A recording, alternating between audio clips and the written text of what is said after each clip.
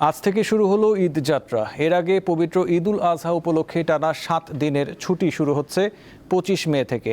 তবে ছুটির সমন্বয়ের কারণে আজ এবং আগামীকাল সরকারি দপ্তর খোলা থাকবে। তবে শিক্ষা প্রতিষ্ঠানে ছুটি হয়ে যাওয়ায় এবং দুর্ভোগ এড়াতে অনেকেই একটু আগে রওনা করছেন গ্রামের উদ্দেশ্যে। সকালে ঢাকার কমলাপুর রেলওয়ে স্টেশন থেকে যাত্রীরা রওনা দেন নিজ নিজ গন্তব্যস্থলে। স্টেশনের প্রতিটি প্ল্যাটফর্মেই এখন ঘরমুখো মানুষের পদচারণায় মুখর।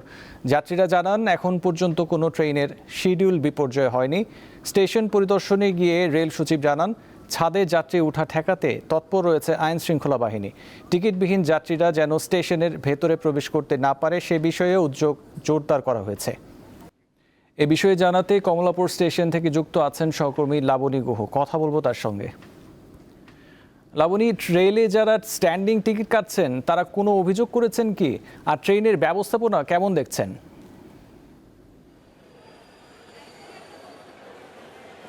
আসিফ, আর 4 দিন পরেই ঈদুল আজহা, খুশির ঈদ।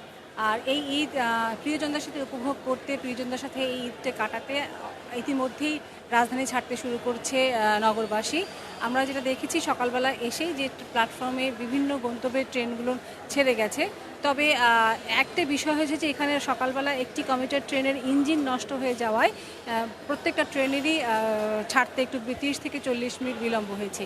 এছাড়া এখন পর্যন্ত রেল স্টেশন থেকে তেমন কোনো অভিযোগ আমরা পাইনি।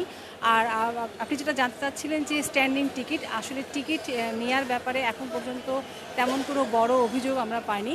কিন্তু একটি বিষয়, অনলাইনে যারা টিকিট কাটছেন তারা বলছেন অনলাইনে টিকিট কাটার সময় যে নেটের ধীরগতির কারণে অনেক সময় দেরি হয়ে যাচ্ছে টিকিট কাটতে, ওটিপি পেতে।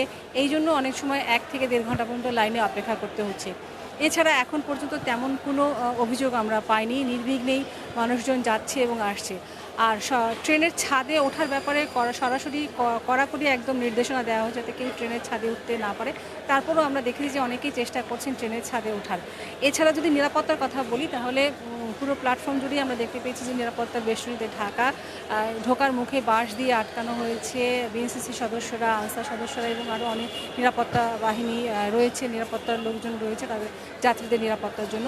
তবে বারবার সতর্ক করা হচ্ছে যাত্রীদেরকে যাতে কোনো ধরনের ছিনতাইকারী কবলে না পড়ে, পকেটমারের কবলে যদি না পড়ে, সেই জন্য তাদেরকে বারবার সতর্ক করে দেওয়া হচ্ছে।